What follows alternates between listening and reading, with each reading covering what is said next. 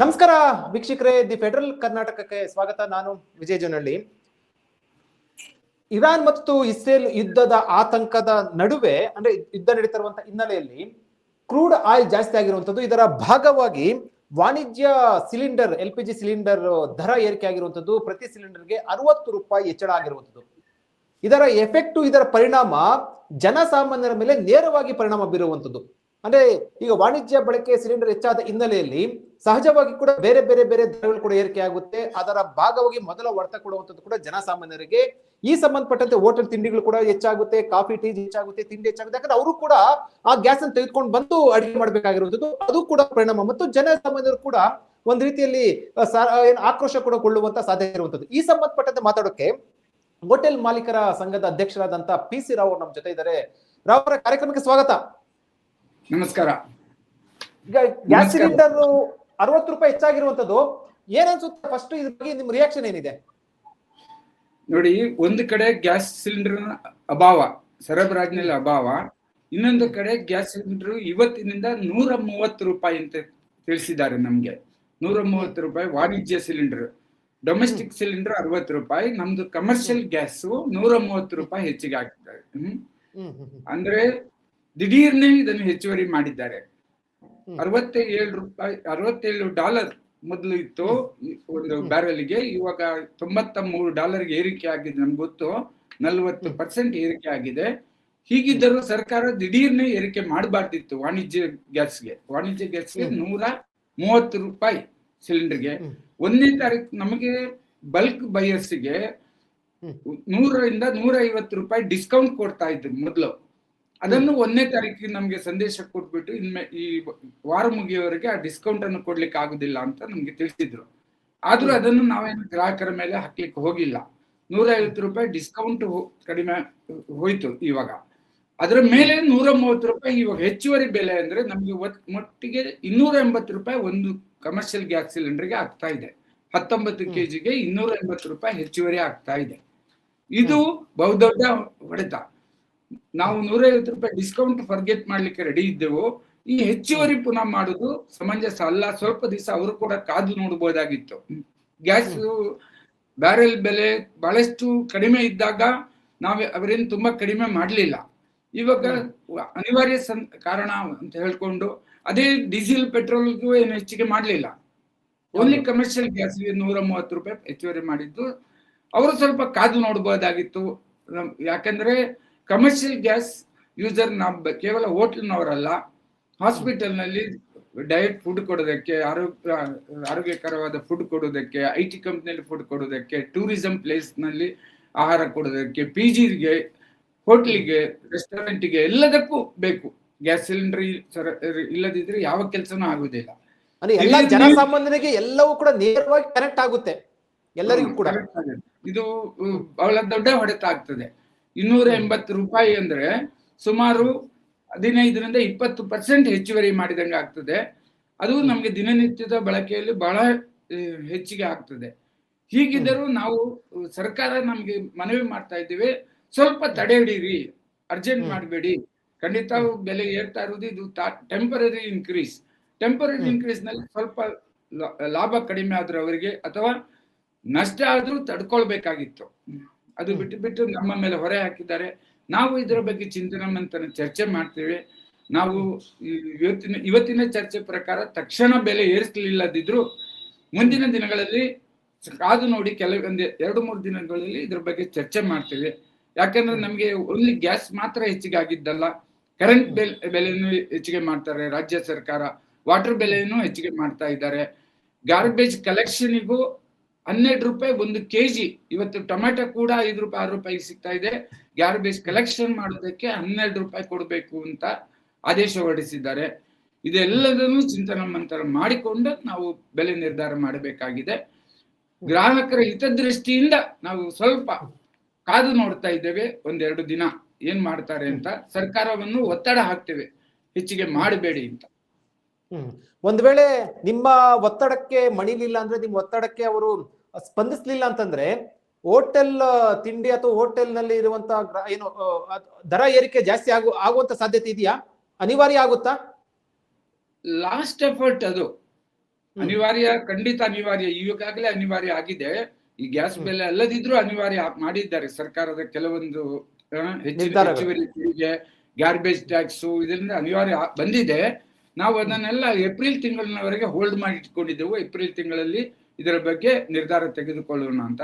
ಇವಾಗ ದಿಢೀರ್ನೆ ಇದು ತಾತ್ಕಾಲಿಕ ಏರಿಕೆಯ ಅಥವಾ ಮುಂದಿನ ದಿನದಲ್ಲಿ ಹೆಚ್ಚು ದಿನ ಬರುತ್ತದೆ, ಅದನ್ನು ನಾವು ಸ್ವಲ್ಪ ಗಮನದಲ್ಲಿ ಇಟ್ಕೊಳ್ಬೇಕು. ಒಂದ್ಸಲ ಏರ್ಸುದು ಒಂದ್ಸಲ ಇಳಿಸೋದು ನಮ್ಮ ಸರ್ಕಾರದ ತರ ನಾವು ಮಾಡಕ್ಕಾಗಲ್ಲ. ನಾವು ನಮ್ಮ ಗ್ರಾಹಕರ ಹಿತದೃಷ್ಟಿ ನೋಡಿಕೊಂಡು ವಿಲ್ ಟೇಕ್ ಅಪ್ ದ ಕಾಲ್. ಇನ್ನೊಂದು 2-3 days ನಲ್ಲಿ ವಿಲ್ ಡಿಸೈಡ್. ಇದು ಅವರವರ ಹೋಟೆಲ್ನವರ ಮೇಲೆನೂ ಹೋಗುತ್ತೆ. ಇದು ಸಂಘದ ಜವಾಬ್ದಾರಿ ಆಗುದಿಲ್ಲ ಬೆಲೆ ಏರಿಸುವಂತದ್ದು. ಚರ್ಚೆ ಮಾಡ್ತೇವೆ, ಆದಷ್ಟು ಮಟ್ಟಿಗೆ ಗ್ರಾಹಕರಿಗೆ ಹೊರೆ ಆಗದ ರೀತಿಯಲ್ಲಿ ನಾವು ಚರ್ಚೆ ಮಾಡ್ತಾ ಇದ್ದೇವೆ ಇದರ ಬಗ್ಗೆ. ಫಸ್ಟ್ ಈಗ ಒಂದು ಅಂದ್ರೆ ನಾವು 130 ರೂಪಾಯಿ ಮಾತ್ರ ನಾವು ಏನು ಸಿಲಿಂಡರ್ ಜಾಸ್ತಿ ಆಗಿದೆ ಅಂತ ತಿಳ್ಕೊಂಡಿದ್ವಿ. ಆದ್ರೆ ನೀವು 130 ರೂಪಾಯಿ ಜೊತೆಗೆ ಡಿಸ್ಕೌಂಟ್ 150 ರೂಪಾಯಿ ಕೂಡ ಕ್ಯಾನ್ಸಲ್ ಮಾಡಿರುವಂತದ್ದು, ಅದ್ರ ಜೊತೆಗೆ ಏನು ವಾಟರ್ ಬಿಲ್ ಜಾಸ್ತಿ ಮಾಡಿರುವಂತದ್ದು, ಮತ್ತೆ ಗಾರ್ಬೇಜ್ ಕಲೆಕ್ಷನ್ ಜಾಸ್ತಿ ಮಾಡಿರುವಂತದ್ದು, ಕರೆಂಟ್ ಬಿಲ್ ಜಾಸ್ತಿ ಮಾಡಿರುವಂತದ್ದು. ಕರೆಂಟ್ ಬಿಲ್ 1 ರೂಪಾಯಿ ಜಾಸ್ತಿ ಮಾಡಿದ್ದಾರೆ, ಎಲೆಕ್ಟ್ರಿಸಿಟಿ ಚಾರ್ಜ್. ಇದಲ್ಲದೆ ಗಾರ್ಬೇಜ್ 1 kg ಗಾರ್ಬೇಜ್ ಕಲೆಕ್ಷನ್ ಗೆ 12 ರೂಪಾಯಿ. ಅದು ಅಲ್ಲದೆ ಮುಂಚೆ ಇರ್ಲಿಲ್ಲ ಗಾರ್ಬೇಜ್. ನಾವು ಹೊಂದಾಣಿಕೆಯಲ್ಲಿ 5,000 6,000 ಗಾರ್ಬೇಜ್ ಕಲೆಕ್ಷನ್ ಮಾಡುವವರಿಗೆ ಕೊಡ್ತಾ ಇದ್ದೆವು ಲಂಸಮ್ ಆಗಿ. ಇವಾಗ ಹೊಸ ಆದೇಶ ಮಾಡಿದ್ದಾರೆ 12 ರೂಪಾಯಿ ಕೆಜಿಗೆ. ಅದು ಅಲ್ಲದೆ ಯಾವಾಗಿಂದ ಜಾರಿ ಆಗಿದೆ? ಅದು ಮಾರ್ಚ್ 1ನೇ ತಾರೀಕಿಂದ. ಅವರು ಜಾರಿ ಡೇಟ್ ಜನವರಿ ಹಾಕಿದ್ದಾರೆ. ಮಾರ್ಚ್ 1ನೇ ತಾರೀಕಿಂದ ಎಲ್ಲ ಕಡೆ ನೋಟಿಸ್ಗಳು ಕೊಡ್ತಾ ಇದ್ದಾರೆ ಅವರು. ಆದೇಶ ನಿಮ್ಗೆ ಖಂಡಿತ. ಗಾರ್ಬೇಜ್ ಟ್ಯಾಕ್ಸ್ ಬೇರೆ ಕಲೆಕ್ಟ್ ಮಾಡ್ತಾರೆ.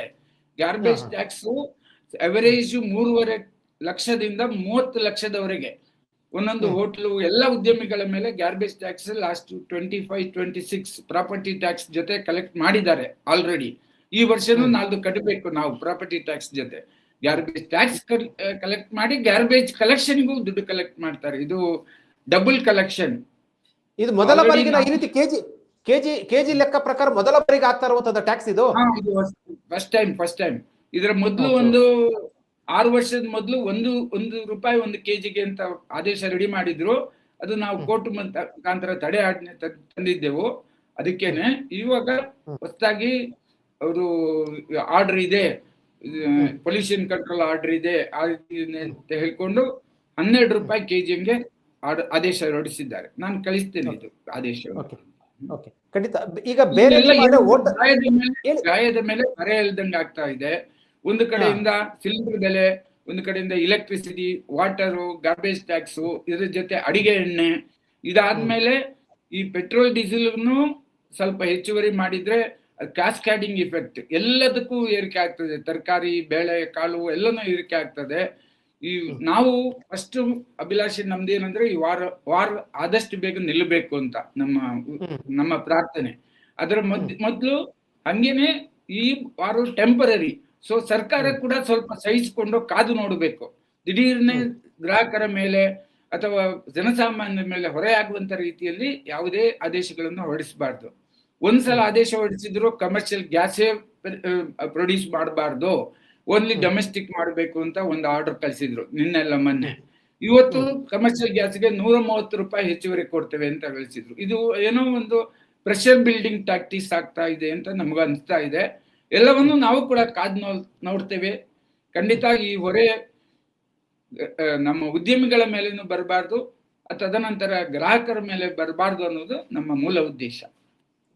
ಈಗ ಬೇರೆ ಬೇರೆ ಹೋಟೆಲ್ನವರು ಅಥವಾ ನಿಮ್ಮ ಸ್ನೇಹಿತರು, ಹೋಟೆಲ್ನ ಮಾಲೀಕರು ಎಲ್ಲರೂ ಕೂಡ ನಿಮ್ಗೆ ಕರೆ ಮಾಡ್ತಾ ಇದಾರ ಇದೆಲ್ಲ ಈ ರೀತಿ ಎಲ್ಲ ದರ ಏರಿಕೆಯಿಂದ ಹೋಟೆಲ್ ನಡೆಸೋದು ಕಷ್ಟ ಆಗುತ್ತೆ ಅಂತ?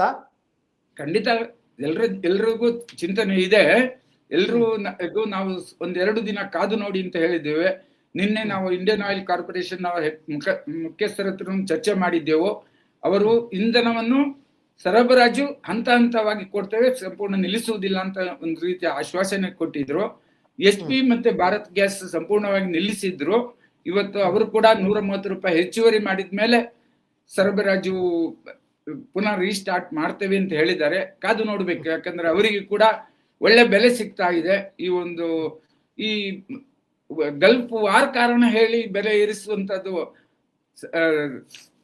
ಇಮಿಡಿಯೇಟ್ ಬೆಲೆ ಏರಿಸುವುದು ಸರ್ವೇ ಸಾಮಾನ್ಯವಾಗಿ ಸರಿಯಲ್ಲ ಅಂತ ನಮ್ಮ ಅಭಿಪ್ರಾಯ. ಇವತ್ತು ಸಾಧ್ಯವಾದ್ರೆ ನಾವು ಕೇಂದ್ರ ಪೆಟ್ರೋಲಿಯಂ ಮಿನಿಸ್ಟ್ರಿಗೂ ಲೆಟರ್ ಬರೀತಾ ಇದ್ದೇವೆ. ಅವರಿಂದ ಸಾಧ್ಯವಾದ್ರೆ ಫೋನ್ ಮುಖಾಂತರ ಮಾತಾಡ್ತೇವೆ. ಏನು ಮುಂದಿನ ದಿನಗಳಲ್ಲಿ ಇದು ತಾತ್ಕಾಲಿಕನ ಅಥವಾ ಹೀಗೆ ಇದೇ ರೀತಿ ಎಲ್ಲದಕ್ಕೂ ಬೆಲೆ ಏರಿಸ್ತಾರಾ, ಪೆಟ್ರೋಲ್ ಡೀಸೆಲ್ಗಂತೂ ಏರಿಸಿದ್ರೆ ಮತ್ತೂ ದೊಡ್ಡ ಹೊರೆ ಆಗ್ತದೆ ಎನ್ನುವ ವಿಚಾರವಾಗಿ ಚರ್ಚೆ ಮಾಡಲಿದ್ದೇವೆ. ಈಗ ನೀವ್ ಹೇಳಿದ ಮಾತಿನ ನಂತರ ನನಗೆ ಅನ್ಸಿದ್ದು ಅಂದ್ರೆ ಕೇಂದ್ರ ಮತ್ತು ರಾಜ್ಯ ಸರ್ಕಾರ ಎರಡೂ ನಿರ್ಧಾರಗಳಿಂದ ಇವಾಗ ನಿಮ್ಗೆ ಬೆಲೆ ಅಂದ್ರೆ ಹೋಟೆಲ್ನ ತಿಂಡಿಗಳ ಬೆಲೆ ಏರಿಕೆ ಅನಿವಾರ್ಯ ಅಂತ. ಯಾಕಂದ್ರೆ ಒಂದು ಕರೆಂಟು, ವಾಟರು, ಗಾರ್ಬೇಜು, ಮತ್ತೊಂದ್ ಕಡೆ ಈಗ ಗ್ಯಾಸ್ ಎರಡು ಕೂಡ. ಸೊ ಈ ಮೂಲಕ ರಾಜ್ಯ ಸರ್ಕಾರಕ್ಕೆ ಮತ್ತು ಕೇಂದ್ರ ಸರ್ಕಾರಕ್ಕೆ ಏನ್ ಹೇಳಕ್ ಬಯಸ್ತೀರಾ? ಒಂದು ಹೋಟೆಲ್ ತಿಂಡಿಗಳು ಬೆಲೆ ಏರಿದ್ರೆ ಪ್ರತಿ ಜನಸಾಮಾನ್ಯರಿಗೂ ತೊಂದರೆ ಆಗ್ತದೆ. ಬಹಳಷ್ಟು ಜನ ಆಕ್ರೋಶ ಆಗುತ್ತೆ. ಆಕ್ರೋಶ ಆಗುತ್ತೆ. ಬಹಳಷ್ಟು ಜನ ನಮ್ಮ ಹೋಟೆಲ್ ಉದ್ಯಮವನ್ನು, ಹೋಟೆಲ್ ತಿಂಡಿಗಳನ್ನು ಅವಲಂಬಿತರಾಗಿದ್ದಾರೆ. ಬೆಂಗಳೂರಿನಲ್ಲಿ ಲಕ್ಷಾಂತರ ಜನ ಬ್ಯಾಚುಲರ್ಸ್ ಇದ್ದಾರೆ, ಪಿಜಿಗಳಿದೆ, ಹಿರಿಯ ನಾಗರಿಕರಿದ್ದಾರೆ, ಒಂದು ಸಿಂಗಲ್ ಫ್ಯಾಮಿಲಿ ಮೆಂಬರ್ಸ್ ಇದ್ದಾರೆ. ಅವರೆಲ್ಲ ಹೋಟೆಲ್ ಅನ್ನು ಅವಲಂಬಿತರಾಗಿದ್ದಾರೆ. ನಾವು ಬೆಲೆಯನ್ನು ಏರಿಸಬೇಕಾದ್ರೆ ಬಹಳ ಚಿಂತನವಂತನ ಮಾಡ್ತೇವೆ. ಯಾಕೆಂದ್ರೆ ನಮಗೆ ಕೂಡ ಗ್ರಾಹಕರು ಮುಖ್ಯ. ಯಾಕಂದ್ರೆ ಗ್ರಾಹಕರು ಇದ್ರೆ ನಾವು ಹೋಟೆಲ್ ನಡೆಸಲಿಕ್ಕಾಗೋದು. ಅವರಿಗೆ ಹೊರೆ ಆದ ಕೂಡಲೇ ನಮ್ಮ ವ್ಯಾಪಾರ ಕೂಡ ಹೊಡೆತ ಆಗ್ತದೆ. ಎಲ್ಲವನ್ನು ಗಮನದಲ್ಲಿ ಇಟ್ಕೊಂಡು ಬೆಲೆಯನ್ನು ಏರಿಸುವ ಬಗ್ಗೆ ತುಂಬಾ ಆಲೋಚನೆ ಮಾಡ್ತೇವೆ. ನಾವು ಒಂದು ಮೊದಲಿನ ತರ ಬಹಳಷ್ಟು ಸುಲಭವಾಗಿ ಏರಿಸಲಿಕ್ಕೆ ಹೋಗಲ್ಲ. ಈ ಬಾರಿ ಕೂಡ ಇದು ತಾತ್ಕಾಲಿಕವಾದ ಏರಿಕೆ ಅಂತ ನಮ್ಮ ಅಭಿಪ್ರಾಯ. ಸರ್ಕಾರ ಇಂಥ ಸಂದರ್ಭದಲ್ಲಿ ಸ್ವಲ್ಪ ನಮ್ಗೇನು ಸಬ್ಸಿಡಿ ಕೇಳ್ತಾ ಇಲ್ಲ, ಸ್ವಲ್ಪ ಮಟ್ಟಿಗೆ ಅನುಸರಿಸಿಕೊಂಡು ಹೋಗಬೇಕು. ಕೆಲವೊಂದು ವಿಚಾರದಲ್ಲಿ ಕಮರ್ಷಿಯಲ್ ಗ್ಯಾಸ್ ನಲ್ಲಿ ಬರುವಂತ ಲಾಭವನ್ನು ಅವರು ಡೊಮೆಸ್ಟಿಕ್ ಗ್ಯಾಸ್ಗೆ ಉಪಯೋಗಿಸ್ತಾ ಇದ್ದಾರೆ.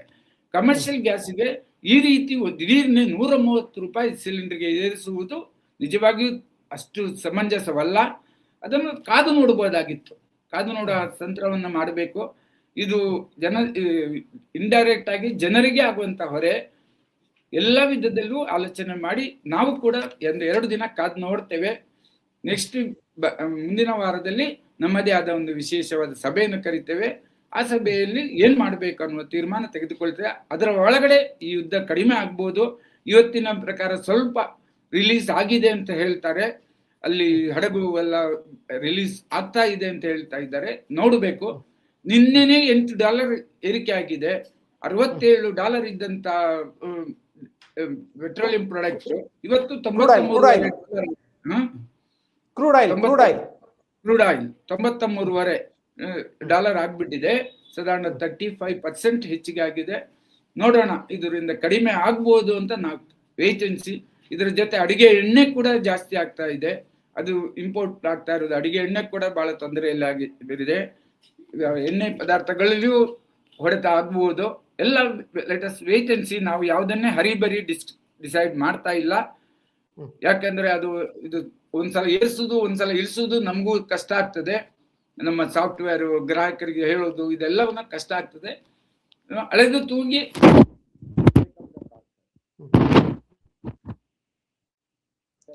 ಈಗ ಈ ಸಭೆ ಯಾವತ್ತು ಸೋಮವಾರ ಕರೆದಿದ್ದೀರಾ? ಇಲ್ಲ, ನಾವು ಕೇಂದ್ರ ಸರ್ಕಾರದ ಜೊತೆ ಸಂಪರ್ಕಕ್ಕೆ ಪ್ರಯತ್ನ ಮಾಡ್ತಾ ಇದ್ದೇವೆ. ಅವರಿಗೆ ಲೆಟರ್ ಬರೆದು whether do it as a temporary ಅಥವಾ ರೀಶಫಲ್ ಮಾಡ್ತಾರ ಇನ್ನೊಂದು 2-3 ಚರ್ಚೆ ಆಗ್ಬೇಕು. ಒಂದನೇ ಚರ್ಚೆ ಶಾರ್ಟ್ ಸಪ್ಲೈ ಆಗ್ಬಾರ್ದು. ಎರಡನೇ ಚರ್ಚೆ ಈ ದಿಢೀರ್ನೆ ಏರಿಸುವಂತ ಬಗ್ಗೆ ಸ್ವಲ್ಪ ಚರ್ಚೆ ಮಾಡ್ತೇವೆ. ಒಂದು 2-3 ದಿನ ಒಳಗಡೆ ನಾವು ತೀರ್ಮಾನ ತೆಗೆದುಕೊಳ್ತೇವೆ.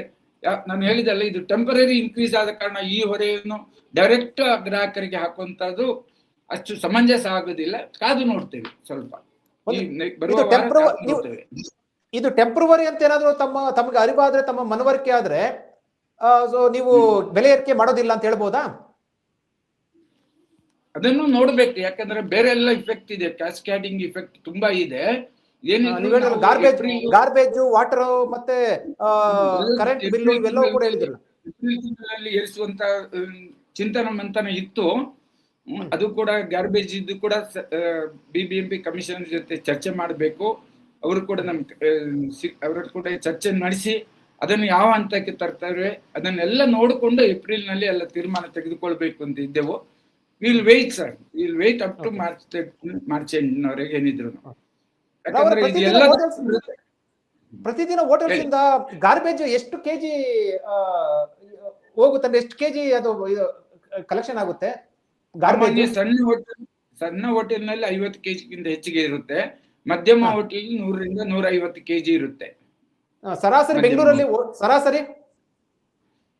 ಸರಾಸರಿ ಕೆಜಿ ಲೆಕ್ಕ ಹಾಕಿಲ್ಲ, ಒಂದು 250 ಟನ್ ಆಗ್ಬಹುದು ಒಟ್ಟಿಗೆ. ಎಲ್ಲ 250 ton into garbage collection, so ಜಾಸ್ತಿನೇ ಆಗುತ್ತೆ ಹಂಗಾದ್ರೆ. ಸಿಕ್ಕಾಪಟ್ಟೆ ತುಂಬಾ ಹೆಚ್ಚಿಗೆ ಆಗುತ್ತೆ ಅದು. ಅವರು 100 kgಕ್ಕಿಂತ ಕಡಿಮೆಗೆ ಒಂದು ರೇಟ್ ಫಿಕ್ಸ್ ಮಾಡಿದ್ದಾರೆ, 100 kgಕ್ಕಿಂತ ಹೆಚ್ಚಿಗೆ ಆಗಿರೋದಕ್ಕೆ ಒಂದು ರೇಟ್ ಫಿಕ್ಸ್ ಮಾಡಿದ್ದಾರೆ. ಅವರು ರೇಟ್ ಕಲೆಕ್ಟ್ ಮಾಡಕ್ಕೆ ಅವರಿಗೆ ಅವಕಾಶ, ಅವರು ರೇಟ್ ಅನ್ನೇ ಕಲೆಕ್ಟ್ ಮಾಡಕ್ಕಿಲ್ಲ. ಗಾರ್ಬೇಜ್ ಟ್ಯಾಕ್ಸ್ ತುಂಬಾ ಕಲೆಕ್ಟ್ ಮಾಡ್ತಾ ಇದ್ದಾರೆ. 3.5 ಲಕ್ಷ ಅಂದ್ರೆ ಒಂದು ತಿಂಗಳಿಗೆ ಎಷ್ಟಾಯ್ತು? ಅಷ್ಟು ದೊಡ್ಡ ಅಮೌಂಟ್ ಕಲೆಕ್ಟ್ ಮಾಡ್ತಾ ಇದ್ದಾರೆ ಅವರು. ಅರೌಂಡ್ 30 ರಿಂದ 40 ಸಾವಿರ ರೂಪಾಯಿ garbage tax already property tax ಜೊತೆ ಕಲೆಕ್ಟ್ ಮಾಡಿದ್ದಾರೆ. ಈಗ ಅದ್ರ ಜೊತೆಗೆ ಇದು ಎಕ್ಸ್ಟ್ರಾ ಟ್ಯಾಕ್ಸ್ ನಿಮ್ಗೆ, ಅದ್ರ ಜೊತೆ ಇದು ಹೆಚ್ಚುವರಿ ಶುಲ್ಕ, ಗಾರ್ಬೇಜ್ ಹೆಚ್ಚುವರಿ ಶುಲ್ಕ. ಇದೆಲ್ಲವೂ ಸಂಬಂಧಪಟ್ಟದ್ದು ಒಂದ್ ಕಡೆ ನಿಮ್ಗೆ ವಾಣಿಜ್ಯ ಸಿಲಿಂಡರ್ ಏರಿಕೆ, ಅದರ ಜೊತೆಗೆ ಗಾರ್ಬೇಜ್ ಟ್ಯಾಕ್ಸ್, ವಾಟರ್ ಬಿಲ್ ಹೆಚ್ಚಾಗಿರುವಂತದ್ದು, ಕರೆಂಟ್ ಬಿಲ್, ಇವೆಲ್ಲವೂ ಸೇರಿದಂತೆ ಮುಂದಿನ ನಡೆಸ್ತೀರಾ? ಏನ್ ಮಾಡ್ಬೇಕು? ಅಡಿಗೆ ಎಣ್ಣೆ ಈ ವಾರದಿಂದ ದಿನ ಏರ್ತಾ ಇದೆ. ಕುಕ್ಕಿಂಗ್ ಆಯಿಲ್ ತುಂಬಾ ದಿನ ಏರ್ತಾನೆ ಇದೆ. ಅದು ಕೂಡ ಈಗಾಗಲೇ ಸಾಧಾರಣ 15% ಹೆಚ್ಚುವರಿ ಆಯ್ತು ವಾರ್ ಡಿಕ್ಲೇರ್ ಆದ್ಮೇಲೆ. ದಿನ ಅದು ಏರ್ತಾ ಇದೆ. ಇದನ್ನು ನಾವು ವಾಚ್ ಮಾಡ್ತೇವೆ. ಎಲ್ಲರದ್ದು ಬೇಡಿಕೆ ಇದೆ, ಎಲ್ಲರ ದರ ಏರಿಕೆ ಮಾಡ್ಬೇಕು ಅಂತ ಹೋಟೆಲರ್ಸ್ ಬೇಡಿಕೆ ಇದೆಯಾ? ಅದು ಬೆಲೆ ಏರಿಸುವುದು ಆ ಹೋಟೆಲ್ ಮೇಲೆ, ಹೋಟೆಲ್ನ ಮಾಲೀಕರ ಮೇಲೆ ಅಧಿಕಾರ. ಅದು ನಾವು ಒತ್ತಡ ಹಾಕ್ಲಿಕ್ಕಾಗಲ್ಲ. ನಾವು ಕಡಿಮೆ ಮಾಡಿ ಅಥವಾ ಸೇಮ್ ಬೆಲೆಯಲ್ಲಿ ಇಟ್ಕೊಂಡಿರಿ ಅಂತ ಹೇಳಕ್ ಆಗೋದಿಲ್ಲ. ಅವರವರ ಲಾಭ ನಷ್ಟ ನೋಡಿಕೊಂಡು ಅವ್ರವ್ರು ಏರಿಸ್ತಾರೆ. ಆದ್ರೂ ಚಿಂತನ ಮಂಥನ ಮಾಡ್ತಾರೆ ನಮ್ಮ ಹತ್ರ, ಯಾವ ರೀತಿ ಏರಿಸ್ಬೇಕು, ಈ ಬೆಲೆ ಏರಿಕೆ, ಈ ಗ್ಯಾಸ್ ಏರಿಕೆ ಟೆಂಪರರಿಯಾ, ಇದು ಮುಂದಿನ ದಿನದಲ್ಲಿ ತುಂಬಾ ದಿನ ನಡೆದುಕೊಂಡು ಹೋಗ್ಬೋದಾ, ಎಲ್ಲ ಚಿಂತನ ಮಂಥನ ಮಾಡಿ ಸ್ವಲ್ಪ ಮಟ್ಟಿನ ಬೆಲೆ ಏರಿಕೆಯನ್ನು ಏಪ್ರಿಲ್ ತಿಂಗಳಲ್ಲಿ ಅನುಷ್ಠಾನಕ್ಕೆ ತರಬೇಕಾಗಬಹುದು. ಅದು ಅವರವರ ಹೋಟೆಲ್ ಮೇಲೆ ಚಿಂತನೆ. ಏನಿದ್ರು ದಿಢೀರ್ ಸಭೆ ನಡೆಸಿ ತೀರ್ಮಾನ ಕೈಗೊಳ್ತೀರಾ? ತೆಗೆದುಕೊಳ್ತೇವೆ. ಬರುವ ವಾರದಲ್ಲಿ ಒಂದು ಸಭೆ ನಡೆಸ್ತೇವೆ. ಅದಾದ ಮೇಲೆ ಯಾರ್ಯಾರು ಮಾಡ್ಲಿಕ್ಕೆ ಇಷ್ಟಪಡ್ತಾರೆ ಅಥವಾ ಮಾಡ್ಬೇಕಾ, ಕಾದು ನೋಡ್ಬೇಕಾ ಅನ್ನುವಂತ ಚರ್ಚೆ ನಡೆಸಿ will take up the call. Okay, thank you Rao ಅವರೇ, ಚರ್ಚೆ ಫೆಡರಲ್ ಕರ್ನಾಟಕ ಜೊತೆ ಮಾತಾಡೋದಕ್ಕೆ. Thank you sir, thank you. ವೀಕ್ಷಕರೇ, ಇದು ಹೋಟೆಲ್ ಮಾಲೀಕರ ಸಂಘದ ಅಸೋಸಿಯೇಷನ್ ಅಧ್ಯಕ್ಷರ ಮಾತು. ವಾಣಿಜ್ಯ ಸಿಲಿಂಡರ್ ಬೆಲೆ ಜಾಸ್ತಿಯಾದ, ದರ ಏರಿಕೆಯಾದ ಹಿನ್ನೆಲೆಯಲ್ಲಿ 130 ರೂಪಾಯಿ ಆಗಿರುವಂತದ್ದು, ಅದರ ಜೊತೆಗೆ ಸಬ್ಸಿಡಿ ಕೊಡ್ತಾ ಇದ್ದು 150 ರೂಪಾಯಿ, ಅದನ್ನು ಕೂಡ ನಿಲ್ಲಿಸಿರುವಂತದ್ದು. ಅದರ ಜೊತೆಗೆ ಕರೆಂಟ್ ಮತ್ತು ವಾಟರ್ ಬಿಲ್ ಮತ್ತು ಗಾರ್ಬೇಜ್ ನ ಕಲೆಕ್ಷನ್ ಶುಲ್ಕ ಕೂಡ ಆಗ್ತಾ ಇರುವಂತದ್ದು. ಸಾಕಷ್ಟು ಕಷ್ಟ ಆಗ್ತಾ ಇದೆ. ಈ ಹಿನ್ನೆಲೆಯಲ್ಲಿ ಮುಂದೆ ಏನ್ ಮಾಡ್ಬೇಕು ಅನ್ನೋ ಸಂಬಂಧಪಟ್ಟಂತೆ ಮುಂದಿನ ವಾರ, ದರ ಏರಿಕೆ ಸಂಬಂಧಪಟ್ಟಂತೆ ಮುಂದಿನ ವಾರ ಸಭೆ ನಡೆಸಿ ತೀರ್ಮಾನ ಕೈಗೊಳ್ತೀವಿ ಅಂತ ಹೇಳಿರುವಂತದ್ದು.